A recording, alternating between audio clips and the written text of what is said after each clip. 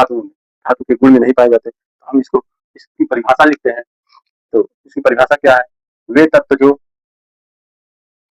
वे तत्व जो वे तत्व जो इलेक्ट्रॉन इलेक्ट्रॉनों इलेक्ट्रॉनों का वे तत्व जो इलेक्ट्रॉनों का का त्याग कर त्याग कर धन आयन बनाने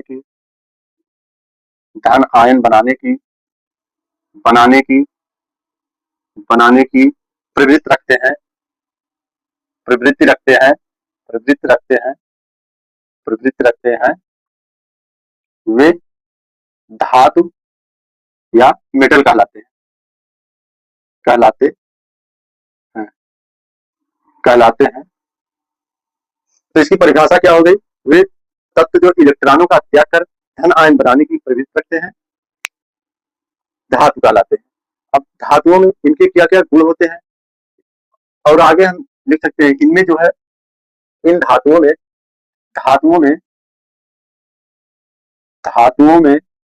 तन्यता तथा आघात आघात वर्धनीयता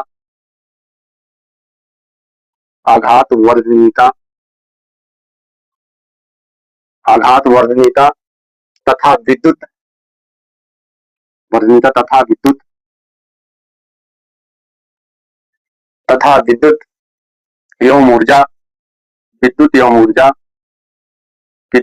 ऊर्जा का कुचालक आदि गुण नहीं पाए जाते नहीं पाए जाते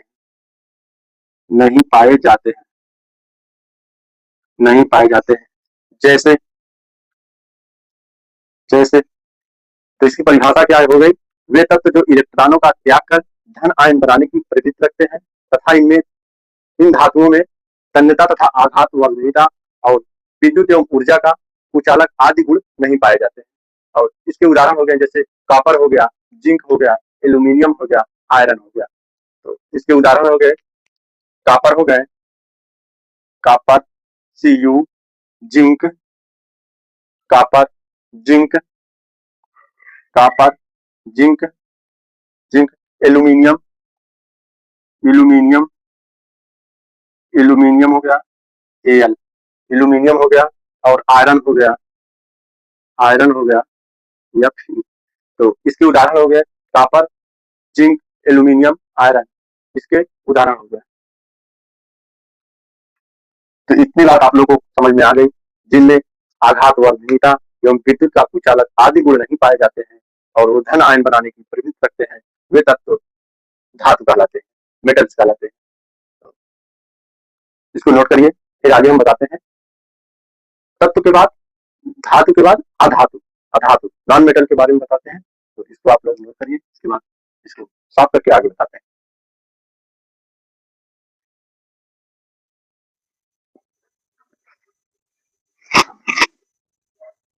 हो गया होगा इतना, तो हम आगे चलते हैं।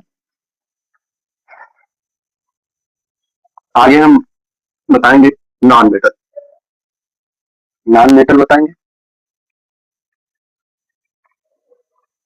नॉन मेटल्स अधातु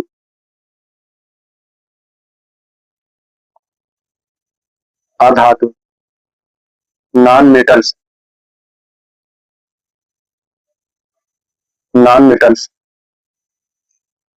अधातु क्या होते हैं? नॉन मेटल्स वे तत्व जो इलेक्ट्रॉनों को ग्रहण कर के ऋण आयन बनाने की प्रवृत्ति रखते हैं।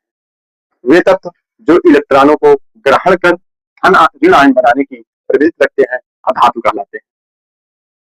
और इसमें जो है तन्यता तथा आघात वर्धनीयता का गुण नहीं पाया जाता है। अधातुओं में तन्यता तथा आघात वर्धनीयता का गुण नहीं पाया जाता है। तो हम इसको लिखेंगे, वे तत्व जो इलेक्ट्रॉनों को ग्रहण कर वे तत्व जो इलेक्ट्रॉनों को ग्रहण करके ऋण आयन बनाने की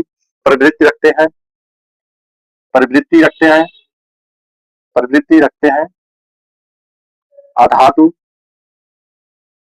अधातु नॉन मेटल कहलाते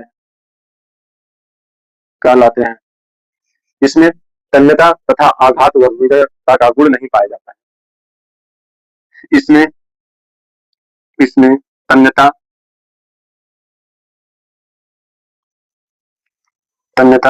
तथा आघात वर्धनीयता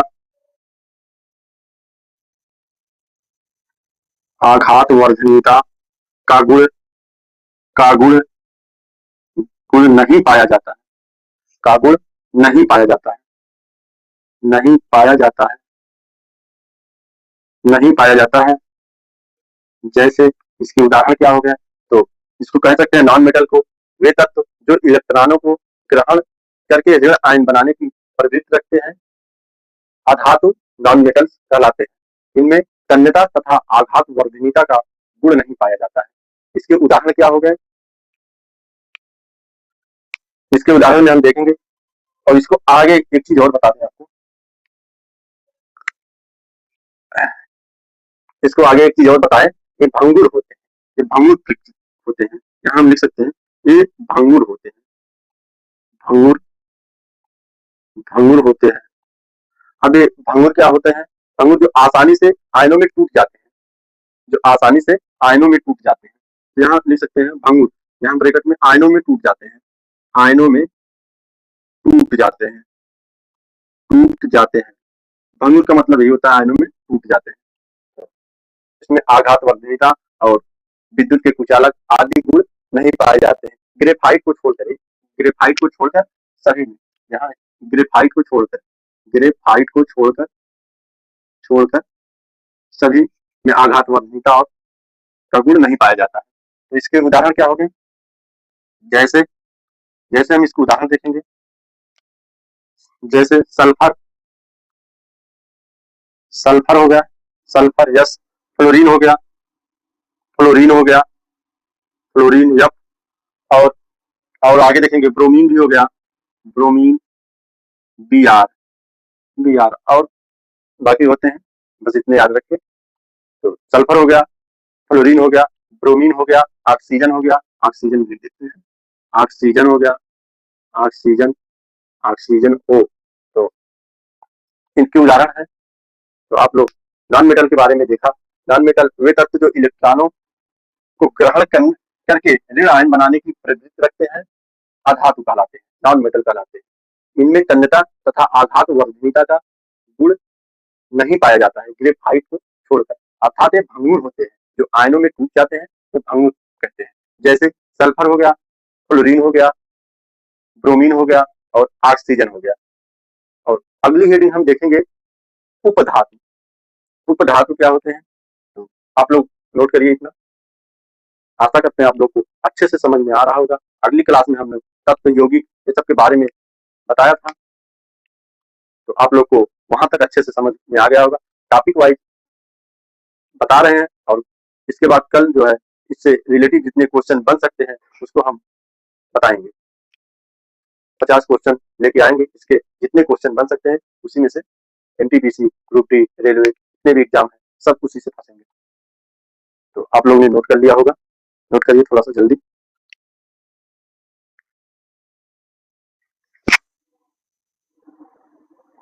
हाँ, अब आगे देखते हैं, इसको हम साफ करते हैं। आगे देखते हैं उपधातु। उपधातु देखते हैं,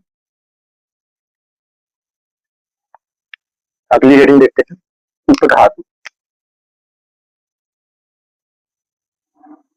उपधातु, उपधातु, उपधातु क्या होते हैं, वे तत्व जो धातुओं तथा अधातुओं के उभयनिष्ठ गुण रखते हैं। धातु क्या हुआ, तत्व जो धातुओं तथा अधातुओं के उभयनिष्ठ गुण रखते हैं, उपधातु कहलाते हैं। तो हम इसको लिखेंगे, परिभाषा इसकी, वे तत्व जो धातुओं, वे तत्व जो धातुओं,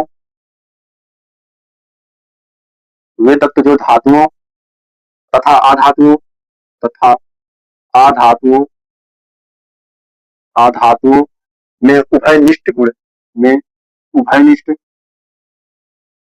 उभयनिष्ठ, उभयनिष्ठ गुण रखते हैं, गुण रखते हैं।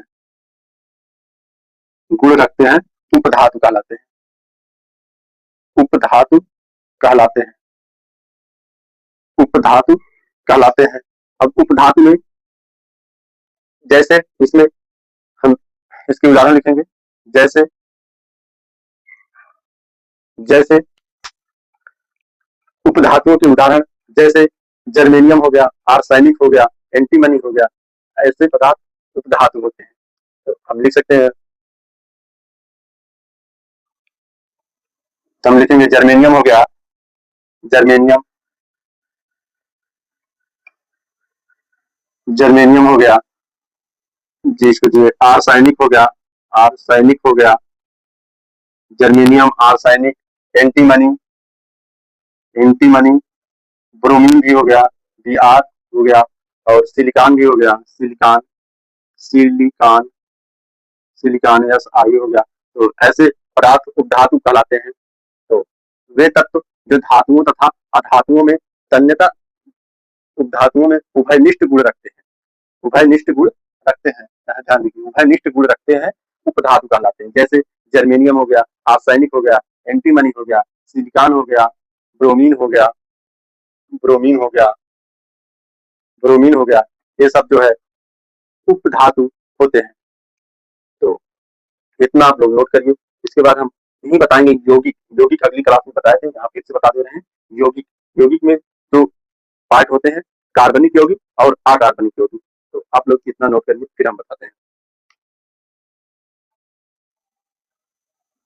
आप लोग को अच्छे से समझ में आ रहा होगा, कहीं भी आपको दिक्कत हो तो आप पूछ सकते हैं। तो हम इसको साफ करते हैं और आगे बताते हैं। यौगिक, बताइए यौगिक क्या है? अगली क्लास में मैंने बताया था यौगिक, यौगिक, यौगिक, कंपाउंड। यौगिक क्या होते हैं बताइए? कंपाउंड हमने अगली क्लास में बताया था यौगिक के बारे में। वे शुद्ध पदार्थ जिनका निर्माण दो या दो से अधिक तत्वों या परमाणुओं के निश्चित अनुपात को मिलाकर होता है, अनुपात में मिलकर करते हैं, यौगिक कहलाते हैं। तो इसकी परिभाषा क्या हो गई? वे तत्व जो, वे तत्व, वे पदार्थ जिसका निर्माण दो या दो से अधिक तत्वों या परमाणुओं का निश्चित अनुपात में मिलाकर करते हैं, यौगिक कहलाते हैं। वे शुद्ध पदार्थ जिनका, वे शुद्ध पदार्थ, वे शुद्ध पदार्थ, पदार्थ जिनका, जिनका निर्माण, जिनका निर्माण दो या, जिनका निर्माण दो या दो से अधिक, दो से अधिक दिख रहा है, दो या दो से अधिक तत्वों या परमाणुओं,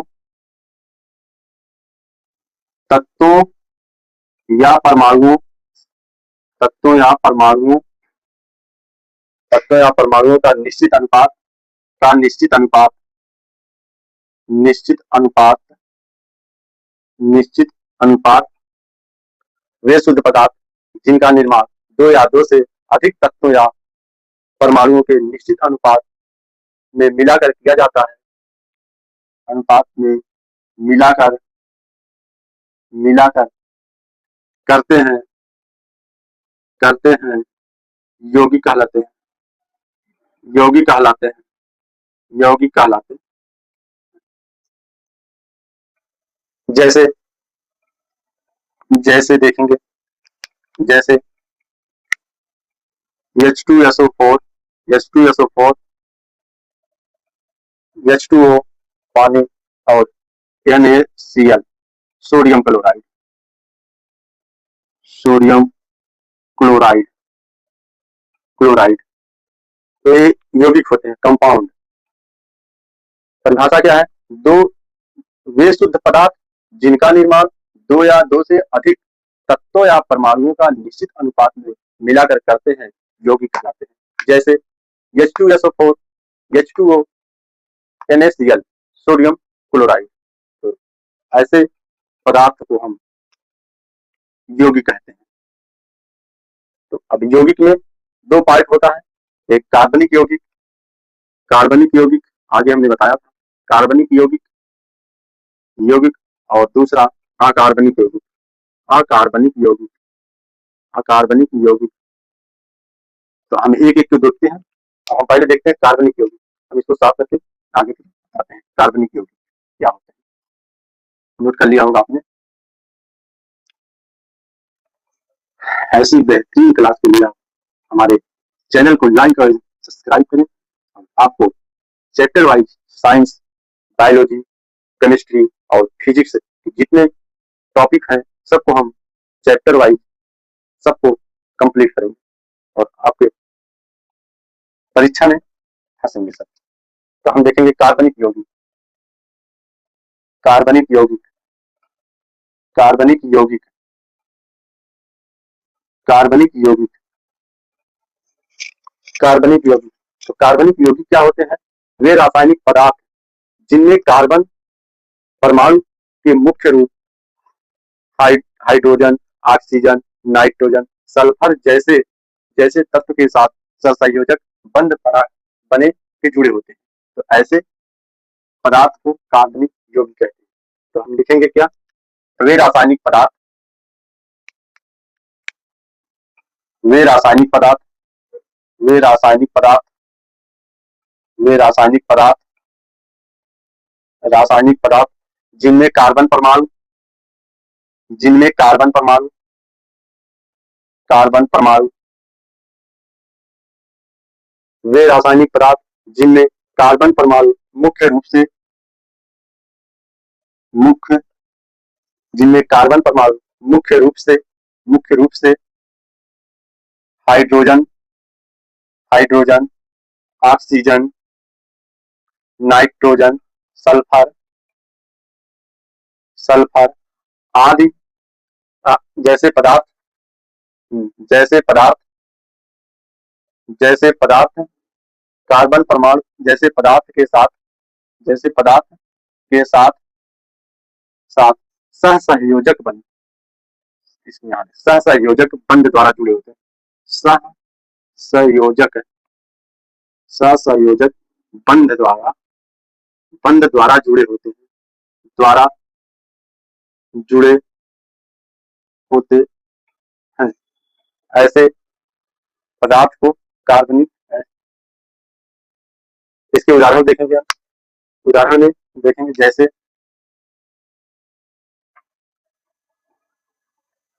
जैसे CH4, CH4, HCl, CHCl, CHCl। तो इसके उदाहरण होते हैं CH4, CHCl। तो इसकी परिभाषा क्या? वे रासायनिक पदार्थ जिनमें कार्बन परमाणु मुख्य रूप से हाइड्रोजन, ऑक्सीजन, नाइट्रोजन, सल्फर जैसे पदार्थ के साथ सहसंयोजक बंध बनाते हैं, बन के जुड़े होते हैं। जैसे CH4, CHCl। ऐसे पदार्थ को हम कार्बनिक पदार्थ कहते हैं। तो आशा करते हैं आपको अच्छे से समझ में आया होगा कार्बनिक पदार्थ। इसमें ध्यान रखिए सहसंयोजक बंध, सहसंयोजक बंध द्वारा जुड़े होते हैं कार्बनिक पदार्थ। तो आप लोग नोट करिए। आगे हम देखते हैं अकार्बनिक पदार्थ। हम इसको साफ करते हैं। अकार्बनिक पदार्थ देखते हैं। अकार्बनिक यौगिक हम देखेंगे। अकार्बनिक, अकार्बनिक यौगिक हो गया। तो अकार्बनिक यौगिक क्या होते हैं? अकार्बनिक यौगिक वे रासायनिक पदार्थ जिनमें कार्बन हाइड्रोजन के साथ CH बंध नहीं बनाते हैं, अकार्बनिक पदार्थ कहलाते हैं। तो हम आगे देखते हैं इसकी परिभाषा क्या? वे रासायनिक पदार्थ, वे रासायनिक, रासायनिक पदार्थ, वे रासायनिक पदार्थ, वे रासायनिक पदार्थ जिनमें कार्बन, जिनमें कार्बन के साथ C-H बंध बंध नहीं बनाते, बंध नहीं बनाते हैं, बंध नहीं बनाते हैं, अकार्बनिक यौगिक कहलाते हैं। अकार्बनिक, अकार्बनिक यौगिक कहलाते हैं, यौगिक कहलाते हैं, अकार्बनिक यौगिक कहलाते हैं। जैसे जैसे जैसे H2O पानी, H2O पानी, अमोनिया अमोनिया अमोनिया NH3 हो गया अमोनिया, सल्फ्यूरिक अम्ल,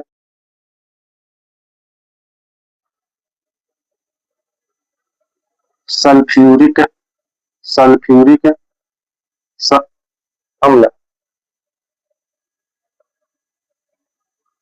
सल्फ्यूरिक अम्ल हो गया H2SO4, सल्फ्यूरिक अम्ल हो गया। तो अकार्बनिक पदार्थ क्या होते हैं? अकार्बनिक पदार्थ देखेंगे वे रासायनिक पदार्थ जिनमें कार्बन के साथ C-H बंध नहीं बनते हैं अकार्बनिक यौगिक कहलाते हैं। जैसे H2O हो गया, अमोनिया हो गया, सल्फ्यूरिक अम्ल हो गया, इन सबके साथ CH- बंध नहीं बनता है, तो हम ऐसे पदार्थ को अकार्बनिक पदार्थ कहते हैं। नोट करिए, इसके बाद हम आगे बताएंगे अशुद्ध पदार्थ क्या होते हैं। हम बताएंगे अशुद्ध पदार्थ क्या होते हैं, तो इसको नोट करिए। फिर अशुद्ध पदार्थ में भी दो पार्ट आता है आपका, समांगी मिश्रण और विषमांगी मिश्रण। उसके पहले हम थोड़ा सा मिश्रण के बारे में बताएंगे। तो आगे हम चलते हैं, आप लोगों ने नोट किया होगा।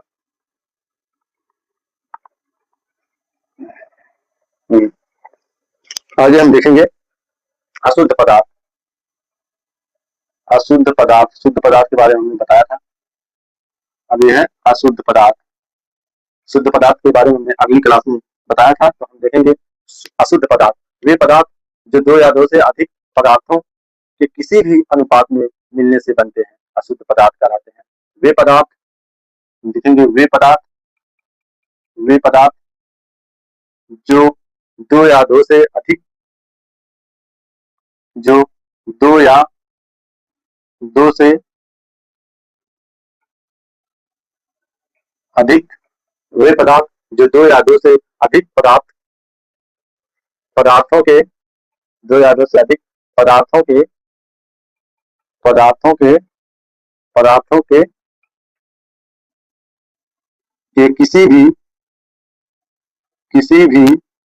भी अनुपात में अनुपात से मिलने से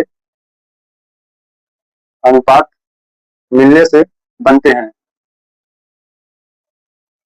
हैं अशुद्ध पदार्थ कहलाते हैं। अशुद्ध पदार्थ अशुद्ध पदार्थ कहलाते हैं कहलाते हैं। इसको हम दो भागों में बांट सकते हैं। इसके दो भाग हैं, दो प्रकार हैं, दो प्रकार हैं। एक होता है समांगी मिश्रण और दूसरा विषमांगी मिश्रण। समांगी और विषमांगी मिश्रण। तो आप लोग इतना नोट करिए, शुद्ध अशुद्ध पदार्थ वे पदार्थ जो दो या दो से अधिक पदार्थों के किसी भी अनुपात से मिलने से बनते हैं, ऐसे पदार्थ को अशुद्ध पदार्थ कहते हैं। अशुद्ध पदार्थ दो प्रकार के होते हैं, एक समांगी मिश्रण और दूसरा विषमांगी मिश्रण। तो इतना आप लोग ने नोट कर लिया होगा। तो हम अगली रीडिंग देखेंगे समांगी मिश्रण। समांगी मिश्रण देखेंगे, उसके पहले हम थोड़ा सा मिश्रण बता देते हैं। मिश्रण क्या होता है? मिश्रण, ये हम हेडिंग डालें मिश्रण, थोड़ा सा बताएंगे मिश्रण के बारे में। तो जो है, नहीं तो आप लोग कहेंगे समांगी मिश्रण विषमांगी मिश्रण होगा, मिश्रण क्या नहीं हुआ। तो हम थोड़ा सा बताएंगे मिश्रण क्या होता है। दो या दो से अधिक पदार्थों को बिना किसी रासायनिक परिवर्तन के किसी अनुपात में मिलना। तो हम इसको लिख देते हैं, दो या दो से अधिक दो या दो से अधिक दो या दो से अधिक दो या दो से अधिक पदार्थों को बिना किसी पदार्थों को बिना किसी पदार्थों को बिना किसी किसी रासायनिक परिवर्तन रासायनिक परिवर्तन रासायनिक परिवर्तन रासायनिक परिवर्तन के किसी भी किसी भी अनुपात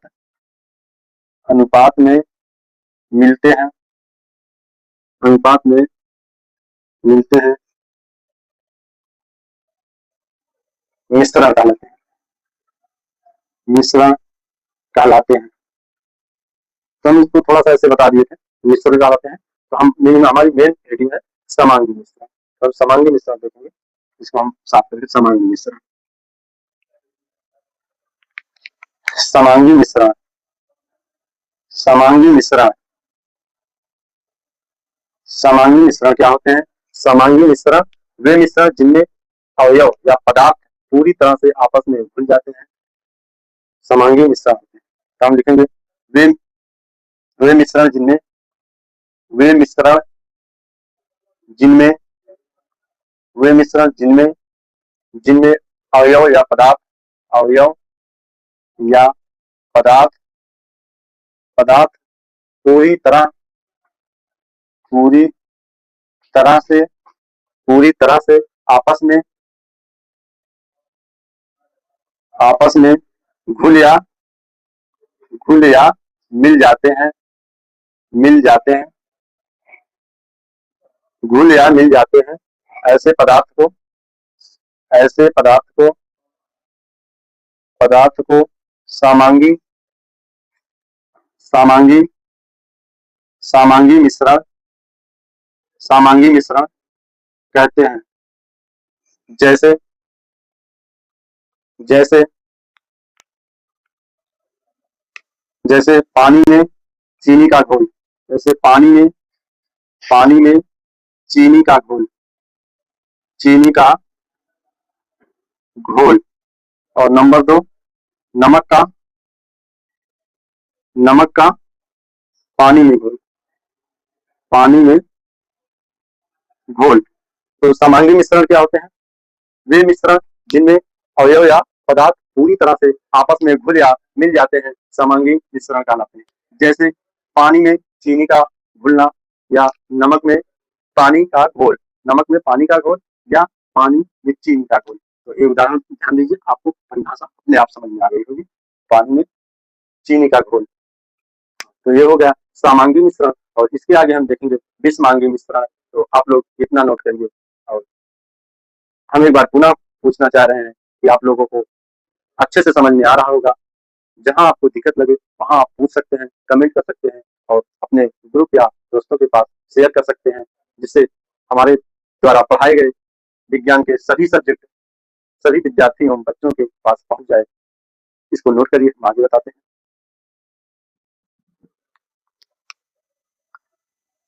समांगी मिश्रण। तो हम आगे देखेंगे विषमांगी मिश्रण। तो हम इसको साफ करते हैं, आप लोग नोट कर लिए होंगे। तो हम इसको साफ करके विषमांगी मिश्रण हम देखेंगे। विषमांगी मिश्रण, विषमांगी मिश्रण, विषमांगी मिश्रण, विषमांगी मिश्रण। अब विषमांगी मिश्रण क्या होते हैं हम बताएंगे। विषमांगी मिश्रण वह मिश्रण जिनमें पदार्थ पूरी तरह से नहीं घुलते हैं, इसका विपरीत होता है समांगी मिश्रण का विपरीत होता है विषमांगी मिश्रण। तो वे मिश्रण जिनमें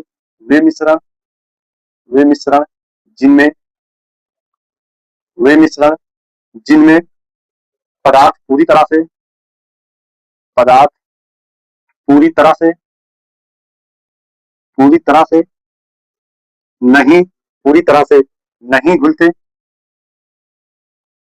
तरह से नहीं घुलते, विषमांगी मिश्रण कहलाते हैं, विषमांगी मिश्रण कहलाते हैं। तो इसके उदाहरण देखेंगे, उदाहरण बहुत जरूरी है। तो हम उदाहरण देखेंगे। रेत व बालू का मिश्रण, रेत व बालू का मिश्रण,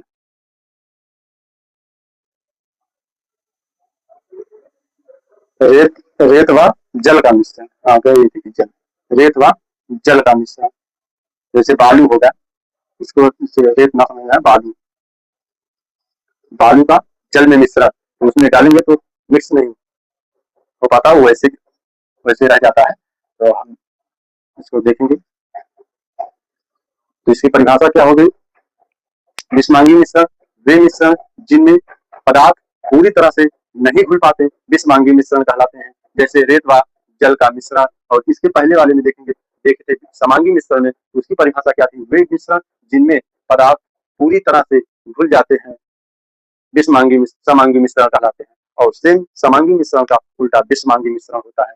तो उसमें चीनी और नमक का पानी और चीनी और पानी का घोल था, और इसमें रेत और जल का घोल है। तो आप लोगों को इस क्लास से हमने पदार्थ, यौगिक, धातु, अधातु